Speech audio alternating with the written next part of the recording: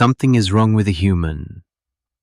She walked into the Academy's training hall at sunrise, smiling, humming, and then suddenly dropped to the floor and started violently throwing herself off it, using only her arms, over and over.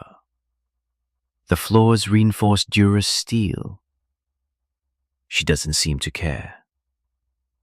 Around her, professors and cadets from 6 different species are frozen in disbelief. The rhythmic pounding echoes through the meditation chamber like artillery. No one is breathing. She says it's called a push-up. We thought she was warming up. We now believe she was demonstrating a siege tactic. The training hall on Vera's crystalline moon was built for serenity.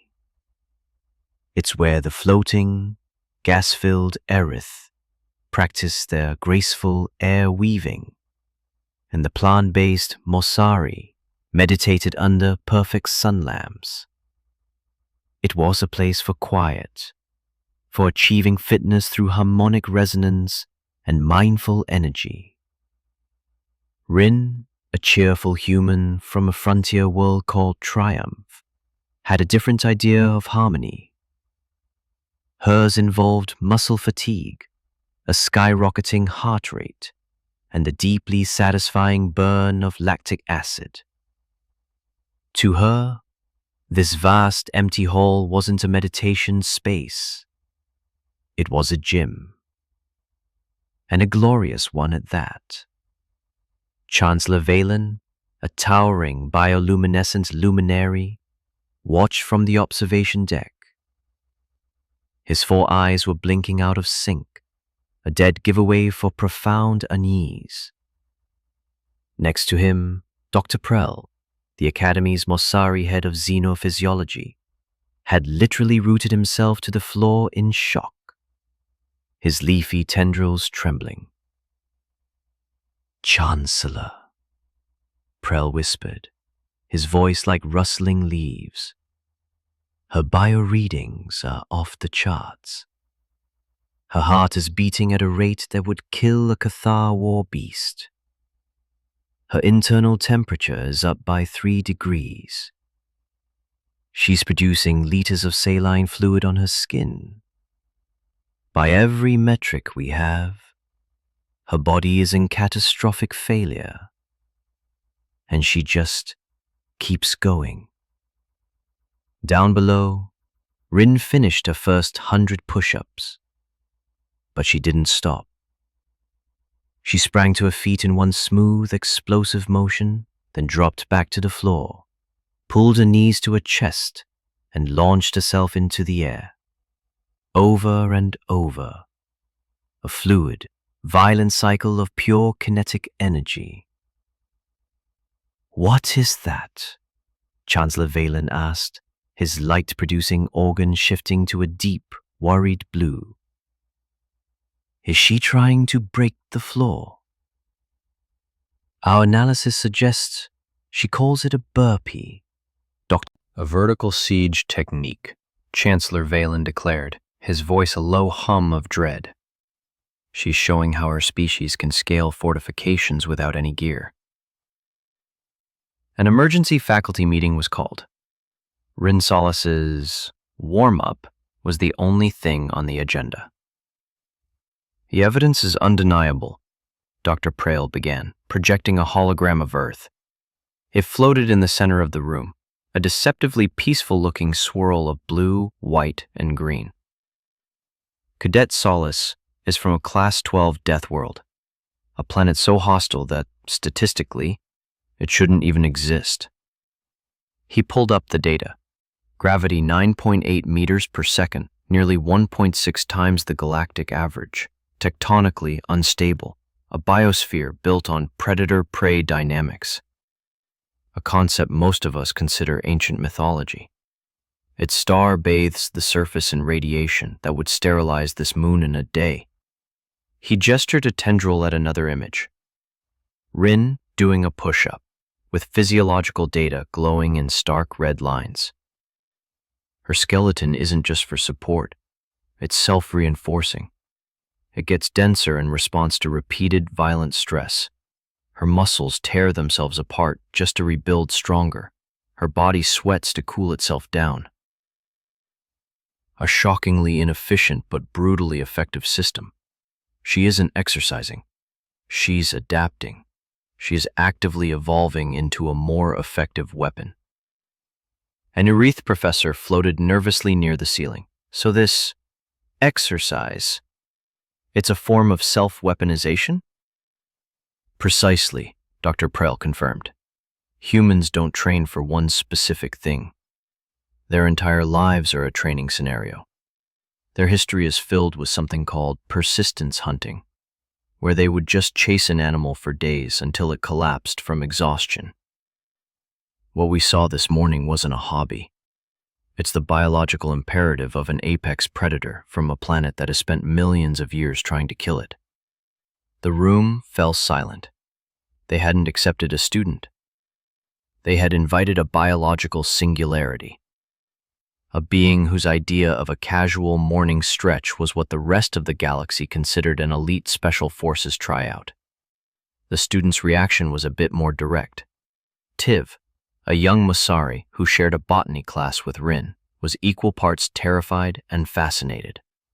He'd seen her accidentally crush a solid-state datapad when she got frustrated with a translation. He'd watched her eat a Carolina Reaper pepper from her survival kit on a dare. The Academy's bioscanners later identified the pepper's active chemical as a military-grade neurotoxin. Rin had just laughed it off and called it spicy. 3 days later, the crisis hit. Not an invasion, but a magnetic storm, a common hazard on Vera. The moon's crystalline structure amplified solar radiation. Chancellor Valen was directing the evacuation when a panicked message came in. Chancellor, 3 junior cadets are trapped in the outer arboretum. The corridor's blast door is malfunctioning. It's stuck. Valen's lights flickered. The manual override for that door was an ancient relic, a massive, weighted crank system that took 4 large maintenance drones to operate. But the drones were on the other side of the academy. The door was too heavy for any 2 Luminari or even 6 Masari to move. Those cadets were trapped. Just as despair began to set in, a figure sprinted past the observation window, running against the tide of evacuees. It was Rin Solace. She wasn't panicking. She was running with purpose. Cadet Solace, what are you doing? Valen yelled over the comms. Get to the shelter. No time, Chancellor. Rin's voice shot back, strained but clear. I can get that door. She reached the blast door to find it jammed halfway open. Inside, Tiv and 2 deflating Aerith cadets were huddled in fear as the sky outside pulsed with angry light. The crank, Tiv pointed. It's too heavy. Rin looked at the massive, 4-handled crank designed for mechanical torque, not living muscle. She grabbed 2 of the handles, planted her feet, and pulled. Every single one of her light warm-ups came into play. Core strength from the burpees, back and arm power from the pull-ups, sheer, brutal endurance from a billion push-ups. The Durasteel groaned. For a second, nothing moved. Rin's muscles screamed, her face twisted into a terrifying grimace, the same expression the faculty had mistaken for a war cry. Then, with a sound like tearing metal, the crank turned. Slowly, inch by painful inch, the blast door began to lift. The trapped cadets scrambled underneath to safety. Just as they cleared it, the storm peaked. The lights died and sparks rained down from a busted conduit. The heavy blast door, now free, began to slam shut. Without a second thought, Rin shoved the 3 cadets clear and threw her own body into the gap, holding the multi-ton door with nothing but her back and legs. The impact would have crushed anyone else. For Rin, it was just another rep. Painful? Absolutely. Unbearable? Not even close. She held it for the 10 seconds it took for the emergency power to kick in and the safety catches to engage, then rolled out, breathing heavily, but in one piece. The faculty found her sitting against the wall, sipping from a water bottle. Dr. Prell ran a full body scan, his leafy hands trembling so hard he could barely hold the device. Incredible, he whispered. Massive deep tissue bruising, microfractures in her scapula and 3 vertebrae. Any other species would be paralyzed, but her system, it's already healing. Chancellor Valen floated down, his bioluminescence a soft, respectful white. He looked at the massive crank, then at the human who had treated it like another piece of gym equipment. He finally got it. Human fitness wasn't a weapon of war. It was a tool for survival. That terrifying strength wasn't for conquering others. It was for conquering a universe that was constantly trying to kill them. Humans didn't exercise to become violent. They exercised so they could afford to be gentle, so they had enough strength left over to save someone when everything fell apart. The next day, the Stellar Institute of Cooperative Advancement officially revised its physical education program. It now included a new optional course, taught by Cadet Rin Solis. It was called Foundations of Human Resilience. The first lesson, the simple push-up. And this time, when she demonstrated, the aliens weren't watching in fear. They were watching in awe. And that's how a morning workout terrified an entire galactic academy. Humans are weird, but sometimes, weird is exactly what the galaxy needs. If you enjoyed this story and want more tales of humanity being the galaxy's chaotic good wild card, be sure to hit that like button and subscribe. It really helps the channel out. Thanks for listening.